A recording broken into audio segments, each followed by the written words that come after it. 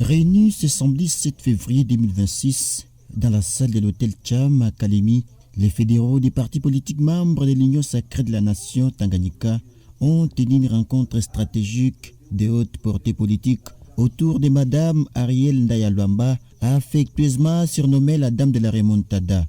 Digne héritière idéologique du patriarche Guilain Mbombouizia, membre du présidium de l'Union sacrée de la nation.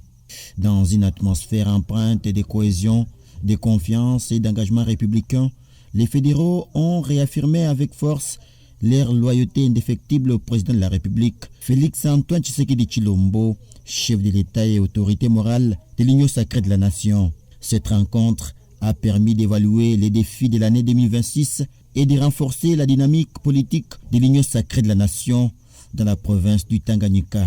Prenant la parole, Madame Ariel Ndayalwamba a rassuré les fédéraux sur les démarches qu'elle mène sans relâche auprès des autorités nationales et des mandataires publics afin de favoriser l'intégration des fils et filles du Tanganyika dans les instances de décision.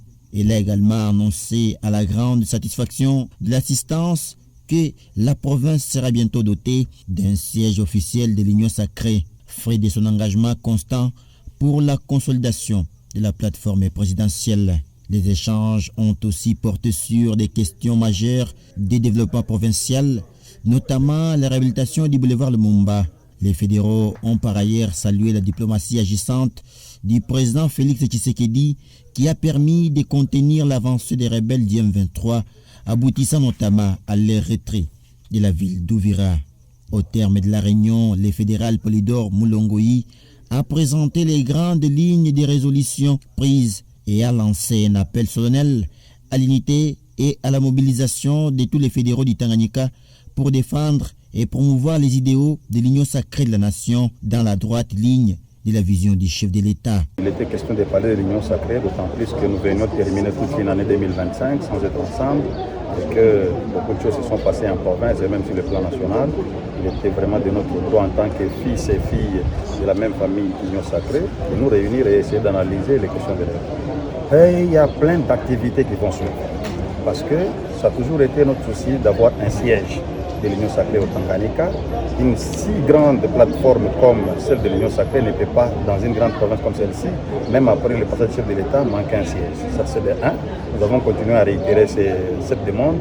L'autre problème, c'est de faire le suivi des activités. Par exemple, l'état de nos routes qui ne sont pas toujours en bon état, même après le lancement des travaux par la Première ministre, on continue à constater que rien n'est fait. Il était aussi question d'analyser la situation sécuritaire du pays.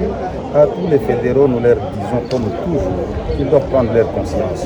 Un président fédéral d'un parti politique, ce n'est pas un petit monsieur. Nulle part au monde, quelqu'un qui gère son parti politique sur le plan provincial ne doit pas se comporter comme tel.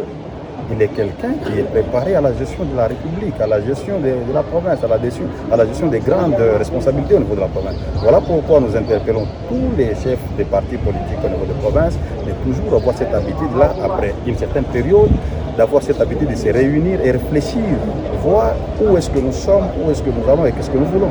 La rencontre s'est clôturée dans une ambiance conviviale, marquée par une photo de famille, immortalisant cette importante journée politique pour l'Union sacrée de la nation au Tanganyika.